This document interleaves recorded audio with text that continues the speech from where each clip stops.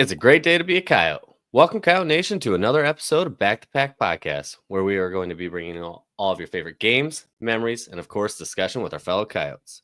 As a disclaimer, we have no affiliation to the University of South Dakota. This is a podcast ran by fans for fans. The ideas and comments do not represent the university. Our opinions are our own. Be sure to find us on Twitter at BackToPackSD. With that being said, let's jump in. All right, and I am very excited to have former USD wide receiver Caleb Vander Esch joining us. Caleb, how you doing? I'm good, Jake. Thank you for having me. I'm excited. Excited to be here.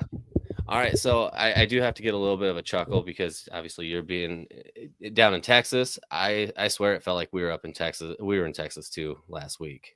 Has it been pretty brutal for you so far this year? It hasn't been too bad, honestly. And funny enough, I was in Vermilion for that heat wave you guys got with the Coyote Brotherhood doing an event with them. And so I made it up there for the heat wave, and it was smoking. It was hot. Yeah, that's wild. And then you went down to Texas to cool off. Would you ever think of that? Yeah, exactly. What are the odds of that happening? It actually worked out. So funny time. So the cornhole tournament, that was a new interesting thing. Where did that come from? Yeah, it was awesome. So JR, John Russell, he runs the Coyote Brotherhood, and he does a great job getting the alumni together, working with the team, introducing themselves, and just being a point of connection for any guys on the team or alumni that are trying to reach out, trying to find a way, trying to just make connections. So the Coyote Brotherhood's awesome. He does a great job with that. And yeah, it was a fun event. We got a bunch of people into the dome. It's like 30 cornhole stations, and it was alumni and or the Brotherhood versus the team and all the guys playing. And it was a bunch of fun. It was like there's a qualifying round with everyone just tossing. And then you see if you made it to the semifinals, then on to the finals. I did decent. I got into the semifinals, but didn't make the finals, sadly. But it was awesome. We did that and just mingled with all the guys, had a great time. And then there was a big pig roast for lunch, so everyone got to eat together too. So yeah, it was great. It was awesome. Hopefully they keep it going and they're able to do it every year, make it a tradition. So it's fun to be up there. Yeah, it was a great time. All right. So who was your teammate then? So it ended up being Pat Cooper. It ended up being in the semifinal. So the qualifying round, it was just solo, count up your scores, see how many points you can get with 3 rounds of 16 throws. And then you get paired up after that. So old alumni guy, Pat Cooper, he was awesome. We couldn't get the championship, but we had a good run there. And then with Pat Cooper, when was he at USD? When did he play? I'm not sure exactly. I didn't talk to him too much because you're on the opposite ends of the board, so it's tough to mingle. And I didn't catch up with him after that, so I'm not sure exactly. But I would probably guess like early 70s, in the 70s, 80s, maybe he's playing. Okay, gotcha. Yeah, I saw that all over Twitter, and I just thought it was a really neat event. I know JR does a fantastic job. My grandpa couldn't say enough kind things about him when he was working with them on the Brotherhood stuff. So yeah, I just think it's neat the work he puts in there. Yeah, it's great. But yeah, so speaking of that, obviously to be able to do that being big tournament, you had to have been part of the Brotherhood, and with you playing football, that's where you got your chance. But I kind of want to shift gears to your time at USD and what it was like going from high school to USD and kind of what your recruiting process was like.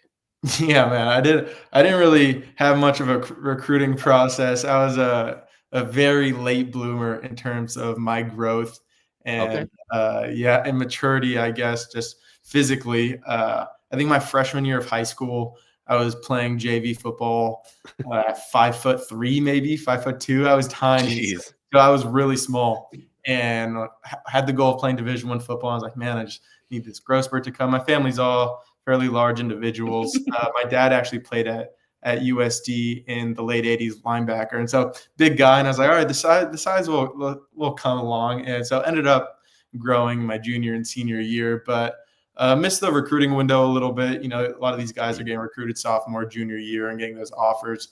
But junior year, actually, after my junior year, we had a family reunion out in Iowa. My dad's from Iowa, and my dad was like, hey, there's a recruiting camp at USD this summer. Bring your cleats along, bring your helmet, and just go and see what it's like. I wasn't really, my intention was never really to play at USD. I wasn't really on the radar. I grew up in California and Yep. wanted to probably stay on the West Coast, but went out there and had a great camp, crushed it, awesome. And was talking to Joe Glenn, the head coach at the time. It wasn't Yeah.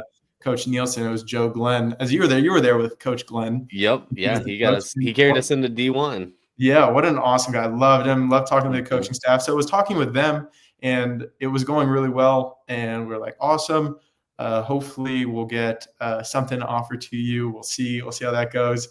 And then the coaching change happened, and Coach Nielsen came in with all the whole new staff. And I didn't really know anyone on the staff.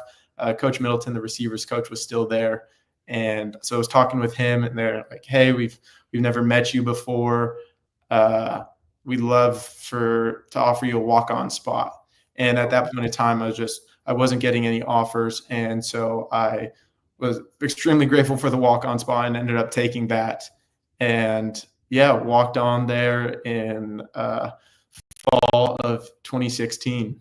And so that's how I ended up there. But there wasn't much recruiting in that Yep. for me. My senior year of college wasn't getting offers. Wanted to play Division I football, so that was my focus. I was going to walk on somewhere, Yep. and grateful and so glad I went to USD. Yeah. No. We always talk about it every time, and it's just something about South Dakota that just hooks you in. It really It does. It really does. And my dad grew up on a farm in West Iowa there. And Yep. so my grandparents were 45 minutes away. And growing up in California, I didn't really get to see them that often. Some uncles and aunts and other relatives that were close. So it allowed me to be a lot closer to them and get to know them a lot better throughout my time at USD too, which was such a blessing. So Yeah. it was awesome. No, that's fantastic. And yeah, so got to you ended up spending 5 years at USD. Is that correct? Richard, your first year?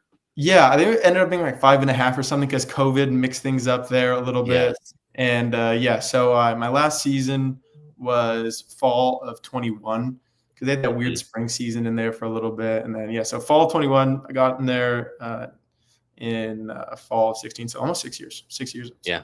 Yeah. Yeah, that was Crazy. crazy. The funniest part, and you and I were talking about this offset before we came on live, that it feels like it's been a while since you were there, but you still cross paths with JoJo Gaines, Carter Webb, and then even Travis Tice. So it's just funny how close everything sounds, but how Mhm. long ago it was too at the same time. I know it. And just being up there this past weekend, I still have a bunch of guys, or not a bunch now, it's a few guys that I played with my senior year that they came in their Mhm. freshman year, like Jack Martins, Javion Phelps, a couple of those other guys too. So it was cool to see them. And I'm like, man, you guys are still here. And they used to give me crap when they were young guys. They're like, "Oh, what's up, Grandpa? You're so old being here." And I was like, now it's you guys that are the old guys. How's it feel?" And they're like, "I know, I'm so sorry. We're the old guys." It's a crazy feeling how the tables turn for them. But yeah, it's weird. It does feel like a long time, but yeah, there's still guys there, so it's funny. Yeah, exactly. And you know what? So you say you got a walk on offer from USD. You definitely didn't let that slow you down, though. At your time at USD, you finished up in the top 10 in a lot of receiving categories with catches and receiving yards through the career at your point in time. How did you make such a huge leap from, I apologize, but just a walk on to what you were doing in your senior year? Yeah, and no worries about that. It was a crazy road going in there, freshman year, sophomore year, just trying to prove yourself, trying to develop as a player. Like wasn't getting on the field, dealing with some injury stuff that slowed down the growth of myself as a player. So you're just trying to figure it all out early on, and you understand you're a walk on. You have to prove prove yourself at every point Hmm. along that road. And so really just try to keep my head down, stay positive.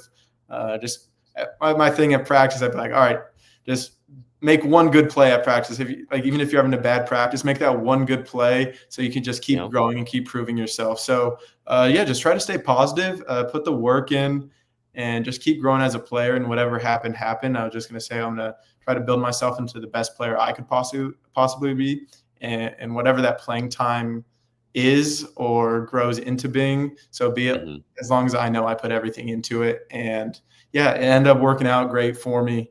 Had a lot of fun, made a lot of good memories at the school. So yeah, ended up working out. Now, touching on that, uh, you say you said a lot or made a lot of great memories. I feel like I'm softballing this one in there, but what was your favorite memory? Favorite memory? I don't know what you think. I'm gonna say softball, Okay. but honestly, it's tough to say like what's your favorite memory, but one that will always stick with me and super proud of is that, man, there was a long drought being, and we heard about the drought my entire times there. Is, man, we can never be SDSU. SDSU is so great. And then I think it was 2019 or something. We ended the 15, 16-year drought of beating SDSU Yep. in the dome. And I just remember how electric it was in there. It was so much fun. We had a great team, and we had a bunch of we just had a lot of confidence going into that game. You just felt they were like, man, we're gonna Yep. do it.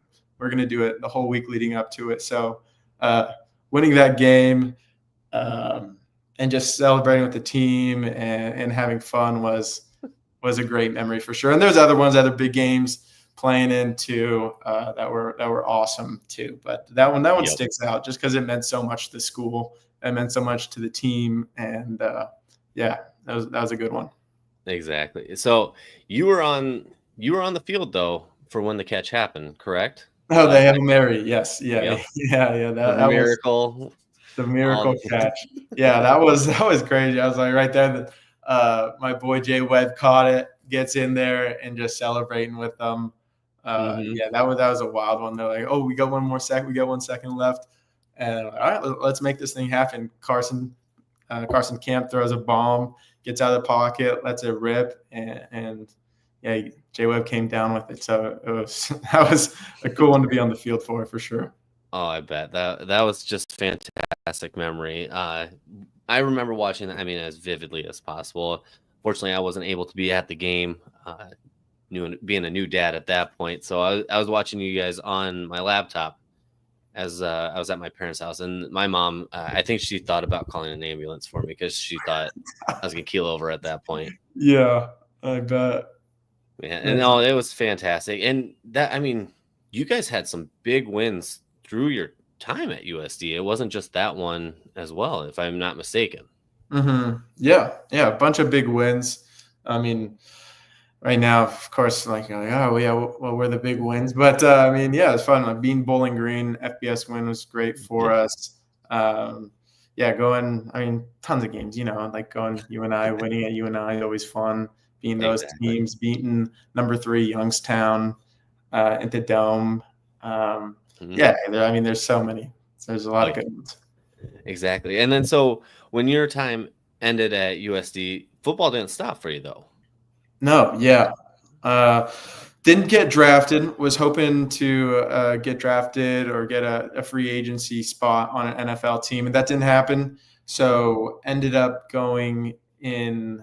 Uh, so yeah, pro day was spring of 22. So spring of 23 was playing in the XFL for the Arlington Renegades. Yep. And yeah, that was awesome. Coming down to Texas is where I'm at now. I loved it, and so came here and played with the Renegades, and we had a great season. Ended up winning the championship in the XFL that year, which was a blast. Winning a Yep. championship is always fun. So yeah, did that, and then played in the UFL. It transitioned to the UFL in 2024, and yeah, that's where I finished my football career. I got a surgery on my Achilles the Yep. following this past September. So kind of wrapped up, decided to wrap it up and just try to get healthy and live the rest of my life. But yeah, it was so much fun playing ball after college. It was a dream of mine, and really glad I did it, and thankful for I got the opportunity to do so. And I want to dive into that, but I actually forgot one thing I wanted to talk about is you were at USD during COVID and all of that situation transitioning to a spring schedule. How much of a factor, or how much did that affect you guys as football players? Yeah, it was just so weird. It Hmm. was so weird. a whole lot of uncertainty. We're going into, I believe, the summer, and we're going through summer workouts, and we're not sure what's going to happen. We're getting ready to play our fall season, and then the news comes out that they're canceling the fall season. And Yep. you're like, what? We've been working spring, summer to get ready for this. What do we do in the fall now? Like, what are we supposed to do? And COVID was still, people didn't even know what was going on with COVID. They're like, what even is it? Yep. What do we have to do? They're talking about playing games with masks on. Like, how am I even supposed to play a football game with a mask on? Like, let's be honest. Exactly. How are we going to do that? And so people weren't sure what was going on, trying to squeeze games in the fall. And then it ended up not being anything for FCS. We didn't have any games in the fall, and then ended up doing the spring season. And I think we got 5 games in. We got going into like right before week 1.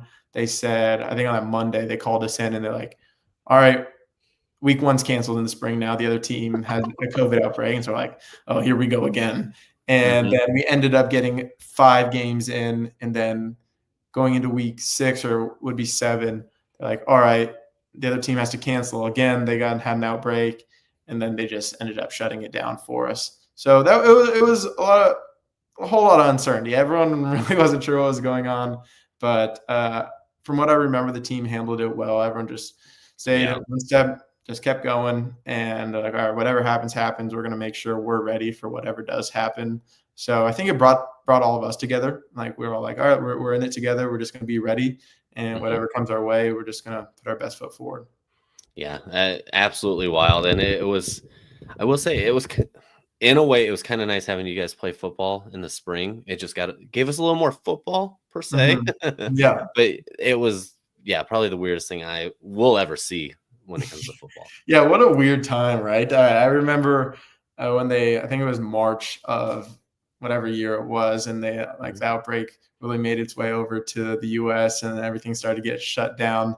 I ended up staying in Vermilion because I wanted to be able to keep working out and keep my training routine. So I was just in Vermilion. We had a house with a group of guys, and all the guys ended up going home. So I was just alone at the house, hanging out, getting the workouts in at a field out there in Verm, and just training, trying to get in the dome and see some of the coaches every once in a while. They were still hard at work. And it was just a crazy time. So weird. So we'll never forget, and hopefully it never happens again.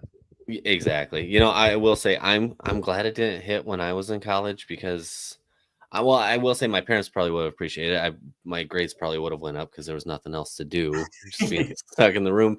But I don't know what it would have been like. So props to you guys for sticking it out and continue to work through it. Yeah. All right. Now I want to turn back to the XFL. I know we started touching on it a little bit, but I got sidetracked. So with the XFL, what was that transition like from college to that? Yeah. I guess it's just learning to be a pro. It's a great league. They treat you well. Great coaching staff. A lot of guys playing from the highest of levels in FBS and whatever it may be, and then guys that have played a good chunk of time in the NFL and are trying to keep their career going or trying to get back. And so it was a crazy mix of guys, but everyone just got to be professional. Our head coach was Bob Stoops, and what a great guy. Bob's the best. So Jay Hayes, a bunch of just legends. And so it was fun playing under them and being with them and just soaking up everything I could in terms of what they know about the game and trying to get some stories out of them. But it was awesome. It was a cool mix. I mean, everything in terms of playbook, reads. It's a higher level. That plays happen faster. You have to get used to it. And so definitely a transition, but great experience. The league treated us great. Some different rules too with the new kickoff rules, the extra points, getting used to those rules. So it was a blast. It was a lot of fun. And we actually had a sweet hookup playing for the Renegades too, because you actually get home games because it's all hubbed. All the teams are hubbed in Arlington. So like the Seattle team, the Memphis team for the UFL, like all the teams live in Arlington. And then for the away games, both teams fly on the same plane and they go to the games. Actually, it's crazy. So the home team sits on the front of the plane. and then the away team, which would always be us for those games, would sit on the back of the plane. So you load on different sides. Then the coaches from both teams sit in the middle between teams as a little buffer. So that was a crazy experience flying on those planes with both teams on the plane. But it was cool. So for us, we played in Choctaw Stadium, which is the Texas Rangers' old stadium. They built an arena, a dome next to it indoors because it's so hot in Texas summer, so they couldn't play in it. But our locker room was actually the Rangers' old clubhouse, old locker room. So it was sweet. Cool. We got hooked up at the sweetest locker room. So it was a cool experience. That's awesome. And then did anything change when it transitioned from the XFL to the UFL, or was it still pretty similar? Fairly similar, like small changes. I mean, with the administration and how they want to go about doing things, a little changes here and there, but overall, fairly similar. Gotcha. And so after you were done with the UFL, you transitioned, you retired into it, and you've moved on into the career world. I'm actually going to pull it up now so we can put this up there. But yeah, you started a company with a friend on this. You know what? Let's say it. We'll have the Back to Pack's first ever commercial. If you want to go on a quick pitch. We got the bottle right here. Yeah. There you go. Yeah, no, I appreciate it. Yeah, so started Beyond and started working on it as an actual company itself October of 2023. So right after that XFL season, we started working on it. So we've been working on it for a little while now. But in terms of like the hydration drink in college, at USD, I was missing game time. I started cramping up. I was having cramping issues and missing game time. And as a walk-on, you're trying to prove yourself. I was fortunate enough to be put on scholarship, but still trying to prove myself and can't miss game time. The team's got to rely on you and be able to trust that you're going to be on the field. So started working with our athletic training staff and people over at Sanford to try to figure out why am I cramping up. We're trying a bunch of different things. We can't figure it out. So went through a whole summer of medical testing and all this other stuff and ended up doing this sweat test, which is a treadmill in a sauna. And you're hooked up to all these different sensors and wires. And for I can't remember how long it was. I think it was an hour and a half, but that might just be like how long it felt. But it was a long time because they have to get all the data, and you're just doing intermittent like fast run type to sprints in this, and you're just sweating bullets. You're just dying in there, and you're doing that, and then they get all the data, and turns out they said, "Man, you just sweat out electrolytes at a pretty fast rate." And for me, that when I hit that limit, my body would just start cramping. Like other people, dehydration hits them, you get the brain fog, your performance goes down when you get dehydrated for everybody. But everyone has their own limits of what happens when they hit a certain amount of dehydration, you could say. So that they told me that, and I was like, man, I need to figure this out. So I went into research mode and started looking at all these studies for hydration and how to prevent dehydration, the best electrolyte ratios to absorb and consume to hydrate yourself faster, what allows the electrolytes to absorb better and more efficiently. And so I found an electrolyte ratio that we still use here. It's 10:2:1, 15 sodium, potassium, magnesium, chloride, all that, not whatever that sciencey stuff. And so that helps your body absorb the electrolytes. It's a good ratio. It's what you sweat out. So you're just replenishing exactly what you sweat out. And I started mixing with honey because the honey is a source of sugar, source of glycogen, fructose, glucose that actually aids in the absorption of the electrolytes. So the electrolytes, when consumed with the honey, they absorb better. Not to get weird, but yeah, I'll get past that. Yeah, so I started making these own concoctions. I had a shaker bottle, and then I'd bring a honey jar in my backpack, electrolyte packs, and the different ratios I liked, and mix it all together, squeeze the honey in, and shake it up before practice, and drink that before games. And the cramping went away, performance went way up, felt better throughout the whole game, and I was like, wow, I really have something. So I was making that throughout last year college and in XFL and UFL. And made all the difference. Never cramped up in games anymore. Never cramped up in practice. And so I was making that. And my buddy and I, he played Tommy McIntyre. He played tight end at Cornell and SMU, and we met out here in Texas through football, through the XFL, and we're like, we want to start something. We'd love to get into something that's just and this fit right up our alley. And he had his own inflammation issues, so we're both label readers trying to eat healthy, making sure we're feeling good. And so we started working on this and trying to make this a real thing in October 23, reaching out to a formulation lab out in LA to see if it was even possible to get it formulated, the product we wanted, because we didn't want any preservatives. We didn't want any color dyes. We didn't want any junk in there that wasn't healthy and wouldn't actually help us out and wouldn't mess our stomachs up. So we ended up getting the formulation done.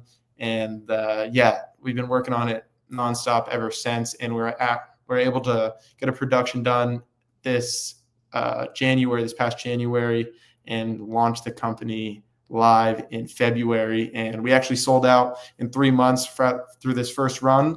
And right now we're working to move our production actually to Texas and very nice. Get new production going. And we're doing a little revamp of the company. So excited to get that out to everybody and show them what we've been working on. I was gonna say, because I saw some of your guys' stuff popped up. I think South Dakota tweeted about it or something like that. And I clicked on it. And I was like, yeah, that sounds interesting. And I don't think I've seen it on your shelves yet, which is a good thing. Yeah. We'll have to get you some to try. Have to send some up to you. All right. So this one, as of right now, you guys just have lemon for a flavor. Is there any looks at expanding into the flavor side of things? Oh, yeah. So there's the pilot run with the lemon. We're like, let's just focus on one and make sure we get it right and dial it in. But we're working right now to develop some other flavors and get going that route. So some people have some more options. So definitely working on some other flavors. Gotcha. No, it's just awesome to see you out there having success, not just on the field at USD and then even in the professional side of things, but being able to create something like this. Are we going to see it on the sidelines at USD? Are we going to kick out? Are we Gatorade? I think was. Yeah. I don't know. So everyone has the contracts. So who knows about the sideline? I would love to. I mean, that'd be awesome. We get it on the sideline. I think it'd be great. But yeah, we'll for sure try our best to get it to the guys, however that may work out and what they're even legally able to do. But had good conversations with coaching staff and all them when I was there this weekend. So hopefully we can make something happen. Now, I will say this, and obviously we can't help them out as much as possible, but I really think the team up north should have access to this just so they're not cramping up in the dome this year. Yeah. They're going to get me in trouble. But yeah, I mean, I think maybe it should be an obligation if all their guys are cramping up and falling down when we got some momentum going that they chug a bee on or something. Maybe that should be a rule. Now, our boy Mitch, he is front row on the away side, and then Grant, he's also on the away side in the dome, but he's a few rows up. We'll work on some signs for you. We'll get those set up for that game. Yeah, I love it. That'd be great. And I know they'll harass the guys for you. Yeah, that'd be awesome. Get some Beyond signs. Like you need a Beyond, throw them one on the sideline right there. That'd exactly. All right. So now speaking of the upcoming season, is there any hopes of getting you up here for a couple games? Man, I would love to. I don't have anything planned right now, but I'm sure I'll get up there for at least one. Go check it out and go cheer on the guys. I mean, I'm super excited the way or the direction the team is going. New coaching staff, a bunch of new players coming in, and they seem dialed in. They seem ready to rock. And summer training's been going well for them. Saw it up close and personal this weekend. The guys look great. And, super excited for them, especially Coach Johansson. Excited to see what they do. So, Javion, you guys crossed paths a little bit in college. Mm-hmm. Did he give you any insider on what to expect this upcoming season? Oh, man, they didn't give me too much. Yeah, they didn't give me too much. Him and Javion, Jack Martins. But I know they're going to crush it. Those guys are ballers. And they're going to have a big season. I know that just by knowing who they are. So excited to see what they do. Exactly. And I don't know if my wife will appreciate this, but if you ever come up to a game, you just hit me up. You might be a little uncomfortable sitting between two car seats, but I'll give you a ride down to the dome for you. Sounds good. I appreciate that. Yeah, no problem. I can play babysitter in the back seat and keep them entertained. All right. Uh, Perfect. Well, Caleb, I want to ask you, got anything else that you want to hit on? no, nothing from me. I appreciate the opportunity to come on. It's great talking to you, get to know you. Yeah. How about give me your favorite USD memory when you were there?